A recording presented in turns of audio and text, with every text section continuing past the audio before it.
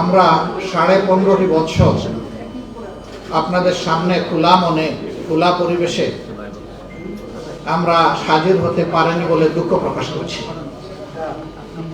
আমি কাউকে দায়ী করব না, কাউকে দায়ী করে আমার বড় কোনো লাভ হবে না। আমি ছোট মানুষ, ছোট একটি পরিবার থেকে আপনাদের সামনে এসে হাজির হয়েছি। আমার পারিবারিক শিক্ষা হচ্ছে শুধু মানুষ নয়, আল্লাহর সমস্ত সৃষ্টিকে সম্মান করো। আমি পারি কিনা সেটা আল্লাহ ভালো জানে, তবে আল্লাহ তাআলার সৃষ্টির প্রতি আমি সম্মান পোষণ করার পক্ষে। একটা পিঁপড়াকে আল্লাহ তাআলা অহেতুক পয়দা করেননি। আল্লাহ বলেছেন, ও হে মানব জাতি, তোমাদের কল্যাণের জন্যই আমি তাকে সৃষ্টি করেছি। মেডিকেল সায়েন্সের ছোট্ট একজন ছাত্র আমি যখন আমার ছাত্র জীবনে বিভিন্ন বিষয় নিয়ে একটু ওই অক্ষরে লেখার বাইরে আমি চিন্তা করেছি। আমি দেখেছি প্রত্যেকটি জিনিস রিয়েলি আল্লাহ তাআলা আমাদের কল্যাণেই পয়দা করেছে। এক সময় আমার মনে আসলো, সাপকে কিভাবে আল্লাহ তাআলা আমাদের কল্যাণের জন্য পয়দা করলেন। তখন খুঁজে পেলাম যে ওর ভেনমের মধ্যেই আল্লাহ তাআলা ক্যান্সার প্রতিরোধক ঔষধ রেখে দিয়েছে। যে সাপের ছোবলে মানুষ মারা যায়, সেই সাপের ভেনমের মধ্যেই আবার মানুষের জীবন রক্ষাকারী ঔষধ আল্লাহ পয়দা করে দিয়েছে। তাদের সেও আমার জন্য উপকারী। একটা সাপকে আমি বিরক্ত না করলে সেও আমাকে ছোবল দেয় না, একটা মানুষকে আমি কেন বিরক্ত করব? মানুষ তো সৃষ্টির মধ্যে সেরা। এই জন্য মানুষকে সম্মান করা আমাদের দায়িত্ব। এবনটি বলেছেন যে আমি 24 বছরের সাংবাদিকতার জীবনে আপনাদেরকে তেমন করে জানার সুযোগ পাইনি। আমরা এই জন্য দুঃখিত। আমরা কাউকে দায় দিচ্ছি না, আমরা পারিনি আপনাদের সামনে আসতে। আমরা রাজনীতিবাদ যখন স্পিকার স্ট্যান্ডটা পাই, তখন আমাদের বক্তব্যের 3 ভাগের 2 ভাগ তাকে অন্যকে দোষারোপ এবং গালিগালাজ করে। আমি এটা থেকে আল্লাহর কাছে আশ করছি। আমার কি আছে, আমি সেইটা নিয়ে হাজির হই, সেটাই ভালো। অন্যের মন্দ চর্চা আমার প্রয়োজন নাই। অন্যের মন্দ চর্চাটা আমার প্রয়োজন নেই, ওটা জনগণ দেখবে। সমাজের 2টা স্তম্ভ হচ্ছে 4D, 4 ডাইমেনশন, চতুর্দিক থেকে দেখে। একটি হচ্ছে সাংবাদিক চক্ষু, আর একটা রাজনীতিবিদদের অন্তর্দৃষ্টি। এছাড়া সমাজের যতগুলা শ্রেণী পেশা আছে, তাদের জগৎটা হচ্ছে তাদের ওই নির্দিষ্ট পেশার উপরে ফোকাস করে। এই জন্য দেখবেন জীবন যুদ্ধে এই 2টা অংশের মানুষকেই, এই 2টা অংশের চ্যাপ্টারের মানুষকেই জীবন বাজি রেখে কাজ করতে হবে। রাজনীতিবিদরাও গুলিতে মরে, সাংবাদিকরাও গুলিতে মরে। রাজনীতিবিদরাও স্বৈর শাসকদের সমদৃষ্টিতে পড়ে, আবার সাংবাদিকরাও পড়ে। গত 15 বছর কি হয়েছে আমি ভালো মন্দ কিছুই বলবো না, আপনারা সবাই জাতির বিবেক আপনারা ভালো জানেন। আমি ব্যক্তিগতভাবে বিশ্বাস করি যে ব্যক্তি কিংবা জাতি পিছন নিয়ে কামড়াকামড়ি করে, সে পিছনে পড়ে থাকবে। আর যারা চায় যে আমরা এগিয়ে যাই, তাদেরকে ফরওয়ার্ড লুক করতে হবে, সামনে দেখতে হবে। এই জন্য আসুন পচা পিছনটাকে পিছনে ফেলে দেখি, এইটা নিয়ে আর চর্চা না করি। এখন জাতি হিসাবে ঐক্যবদ্ধভাবে সামনে কিভাবে আমরা আগাবো, আমরা সেই রোডম্যাপ তৈরি করি সবাই মিলে। এখানে জাতির সকল স্তম্ভের হাতগুলোকে জাতীয় স্বার্থে এক জায়গায় আসতেই হবে। এই জায়গায় কোনো বিভাজন চলবে না। একটা জাতি যখন ঐক্যবদ্ধ থাকে, গোটা বিশ্ব তাদেরকে সম্মান করতে বাধ্য হয়।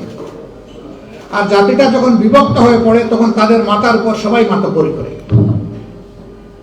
এবং এতে ওই জাতির শুধু ক্ষতির পরিমাণ বাড়ে, এই জাতি লাভবান হয় না। আজকে বড় প্রয়োজন আমাদের রক্ষের। আমরা অতীতে যদি বিভক্ত হয়েই থাকি দল ধর্মের ভিত্তিতে, ট্রাইবস এবং বিভিন্ন কাস্টের ভিত্তিতে, আমি বলবো যে এগুলো আমরা ভুলে যাই। আমরা বলতে চাচ্ছি, আমাদের এই প্রিয় দেশে যারাই জন্মগ্রহণ করবে, তিনি যে ধর্মেরই হোক, যে দলই সমর্থন করুন কিংবা নির্দলীয় হোক, তিনি এই দেশের একজন গর্বিত মর্যাদাবান নাগরিক। এবং সকল নাগরিককে তার অধিকার সংবিধান এবং রাষ্ট্র যা দিয়েছে করুণা হিসেবে নয়, তার অধিকার হিসেবে তাকে দিতে হবে। এই অধিকার প্রাপ্তির জন্য যোদ্ধা হচ্ছে রাজনীতিবিদরা, যোদ্ধা হচ্ছে কলম যোদ্ধা এবং বাক যোদ্ধারা। এই আপনারা আর আমরা মিলেই কিন্তু সমাজটাকে আমরা রাইট ডিরেকশনে নিব, এটা আমাদের দায়িত্ব। অনেকে অতীতে বিভিন্ন আন্দোলনের ব্যর্থতায় বলতো জনগণ নামে না কেন, জনগণ নামবে কেন? আমি কতটা নেমেছি তার উপর নির্ভর করবে আমার জনগণ কতটা নামবে।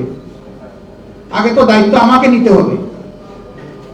আমি যদি অসত্যকে প্রতিরোধ করতে চাই, শুধু ঘরে বসে আমাকে ফর্মুলা দিলে তো হবে না, আমাকে রাস্তায় নামতে হবে, রাস্তায় নেমে নেতৃত্ব দিতে হবে।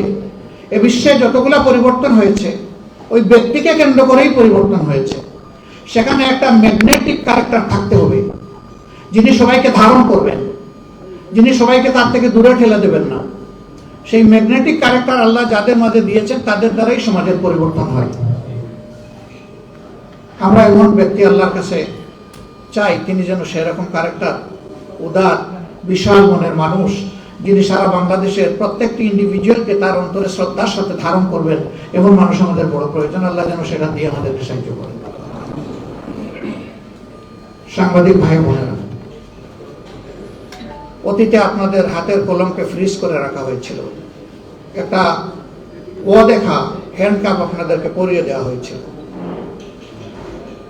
যারা কথা বলে তাদের মুখে সেরকম অদেখা একটা তালা ঝুলিয়ে দেওয়া হয়েছিল। সাময়িকভাবে এই তালা খুলেছে। আমরা যখন জেগেই উঠেছি, আমাদের আর ঘুমাবার প্রয়োজন নেই। এই জাগ্রত জাতিকে মঞ্জিলে পৌঁছানোর জন্য, প্রপার ডেস্টিনেশনে পৌঁছানোর জন্য এখন আমাদেরকে রাত দিন কাজ করতে হবে সবাইকে। সেই কাজটা আপনারাও করেন, রাজনীতিবিদরাও করেন, পেশার কারণে পুলিশও করে, স্বাস্থ্যকর্মীরা করে। এই চারটা পেশার মানুষ always already emergency, any time anywhere তার ডাক আসবে। তিনি হেসিটেট করতে পারবেন না, তাকে বলতে হবে আমি হাজির। এই জায়গাটা যদি আমরা পরিচ্ছন্ন করতে পারি, আমরা এই বীজতলা যদি সুন্দরভাবে তৈরি করতে পারি, তাহলে এই বীজতলায় অঙ্কুরিত যে চারা, এটা আগামী দিনে এই সমাজকে ছায়া এবং ফল দেবে ইনশাআল্লাহ। তবে হিংসার রাজনীতির অবসান অবশ্যই চাই, প্রতিশোধের রাজনীতির অবসান থাকে। অনেকে বলেছেন আপনারা মাফ করে দিচ্ছেন কেন? তাহলে যারা পারপিট্রেটর তারা তো তাদের পাওনাটা পেল না। আপনি কোনটা চাচ্ছেন মানুষের জন্য? আপনি কি তার ধ্বংস চাচ্ছেন না তার সংশোধন চাচ্ছেন? যদি ধ্বংস চান, তাকে নিয়ে যান যেখানে ইচ্ছা, আপনি টেনে নিয়ে যান। আর তার যদি আপনি সংশোধন চান এবং একটা সংশোধিত হাত হিসাবে তিনিও সমাজে কোনো অবদান রাখুন, সেটা যদি চান, তাহলে তাকে সংশোধনের জন্য জায়গাটা তৈরি করে দিতে হবে। ওই জায়গায় হিংসার কোনো জায়গা নেই, এখানে উদারতার প্রশ্ন। তবে আমরা বলেছি হ্যাঁ, কোনো ভিকটিম কিংবা ভিকটিম ফ্যামিলি, তারা যদি সুনির্দিষ্ট অপরাধের প্রতিকার চেয়ে আইনের আশ্রয় নেয়, আমরা তাদেরকেও সাহায্য করি, এটা আমাদের দায়িত্ব। কিন্তু দল হিসাবে আমাদের উপরে যা করা হয়েছে, এই জুলুম শব্দ বলতেও আমার কষ্ট লাগে, যা করা হয়েছে আমরা আল্লাহর রাস্তায় তা ক্ষমা করে দিলাম। দল হিসাবে আমরা কোনো প্রতিশোধ নেব না। তবে এটা আশা করব, যারাই রাজনীতি করবেন তাদের জন্য আল্লাহ একটা রাজকীয় মন দেন। তারা যেন জটিল এবং সংকীর্ণ মনে না হন, তারা যেন এক ছোটা না হন, তারা যেন তুষামতকারীদের পাল্লায় পড়ে জনগণকে ভুলে না যান, তারা যেন জনগণের খাদেম হন, তারা যেন জনগণের মালিক না হন। এই মানসিকতা নিয়ে যেন রাজনীতিতে সবাই আগায় আসে। আদর্শ ডেমোক্রেসির বিউটি হচ্ছে যার যার আদর্শ মেলে ধরবে, জনগণ এখান থেকে চুজ এন্ড পিক করবে, পছন্দ করবে, গ্রহণ করবে। কারো উপর কোনো কিছু চাপিয়ে দেওয়া যাবে না। ওরে নির্মূল করো, ওরে ধ্বংস করো, ওরে মাটির নিচে পাতালপুরিতে পাঠিয়ে দাও, এগুলা রাজনীতির ভাষা নয় এবং এগুলো রাজনীতি নয়, এগুলো নোংরামি রাজনীতির নামে। এগুলো বন্ধ হওয়া উচিত। তবে যদি সুনির্দিষ্ট বড় কোনো অভিযোগের কারণে কোনো দল, সংস্থা, সংগঠনের কোনো কিছু পাওনা হয়, সেটাও সে পাবে, কিন্তু সেটা আইন হাতে তুলে নয়, এটা আইনি প্রক্রিয়ার মাধ্যমে হতে হবে। আবার আইন সেটা মতলবী আইন হলে চলবে না, এটা অবশ্যই ট্রান্সপারেন্ট এবং ফেয়ার স্ট্যান্ডার্ডের উপর এটা হতে হবে। তাহলে জাস্টিস সেখানে এস্টাবলিশ হবে, ন্যায় বিচার যেখানে থাকে, সমাজ সেখানে গর্বিত সমাজ হবে। আমরা ন্যায় বিচার ভিত্তিক একটা গঠিত সমাজ গড়তে চাই। এক ভাই বলেছেন, সম্ভবত কি বাড়ি নামটা ওনার,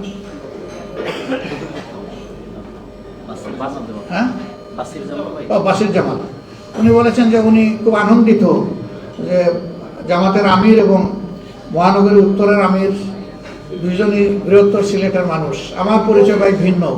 আমাকে লোকেরা জিজ্ঞাসা করে আপনার ঠিকানা কি, আমি বলি সাধারণ পরিবহন সমগ্র বাংলাদেশ।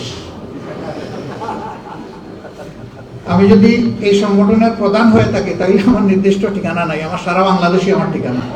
আমি যদি বাংলাদেশকে সেইভাবে না নিই তাইলে আমি ইনসাফ করতে পারবো, আমার দলের উপরে পারবো না, আমি দেশবাসীর উপরে পারবো না। আমি এই ঠিকানায় থাকতে চাই, এটাই আমার জন্য কমফোর্টেবল। আপনারা দোয়া করবেন। তা আজকে অনেক কথা হয়তো বা বলবো না, আমি শুধু অন্তর থেকে ধন্যবাদ জানাবো যে আপনারা আমাদেরকে ভালোবেসে আমাদের দুটি কথা শোনার জন্য আপনারা এসেছেন এখানে। আমি আপনাদের কাছে কৃতজ্ঞ, আমার দল কৃতজ্ঞ। আর আমি এসেছি মূলত আপনাদের কথা শোনার জন্য। যা আমি শুনেছি এখান থেকে আমি যেন শিক্ষা নিতে পারি।